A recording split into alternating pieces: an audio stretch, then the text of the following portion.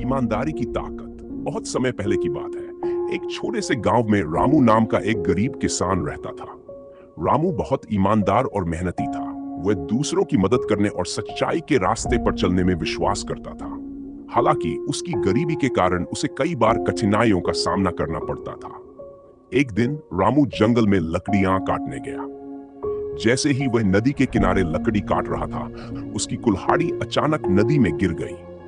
रामू बहुत परेशान हो गया क्योंकि कुल्हाड़ी उसकी रोजी रोटी का साधन थी। वह बैठकर रोने लगा और भगवान से मदद की प्रार्थना करने लगा। तभी नदी से एक देवता प्रकट हुए और रामू से पूछा, तुम क्यों रो रहे हो? रामू ने पूरी सच्चाई बताते हुए कहा, मेरी कुल्हाड़ी नदी में गिर गई है। यह मेरी आजीविका का साधन थी और अब मैं अपने परिवार का पेट कैसे भरूंगा?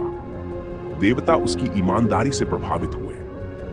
उन्होंने नदी में जाकर सोने की एक कुल्हाड़ी निकाली और रामू से पूछा, क्या यह तुम्हारी कुल्हाड़ी है? रामू ने कहा, नहीं, यह मेरी कुल्हाड़ी नहीं है।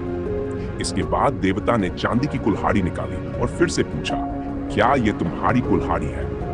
रामू ने फिर से जवाब दिया, नहीं, यह भी मेरी कुल्हाड़ी नहीं है। आखिर में देवता ने लोहे की कुल्हाड़ी निकाली। रामू ने खुशी खुशी कहा, हाँ, यही मेरी कुल्हाड़ी है। रामू की ईमानदारी से देवता बहुत प्रसन्न हुए। उन्होंने सोने और चांदी की कुल्हाड़ियां भी रामू को पुरस्कार स्वरूप दे दी। रामू खुशी खुशी अपने घर लौट आया। उस दिन के बाद रामू की ईमानदारी की कहानी पूरे गांव में फैल गई। लोग उसकी तारीफ करने लगे और उससे प्रेरणा लेने लगे। रामू ने यह सिखाया कि ईमानदारी से न केवल आत्मा को सुकून मिलता है, बल्कि यह दूसरों का विश्वास और भगवान की कृपा भी दिलाती है।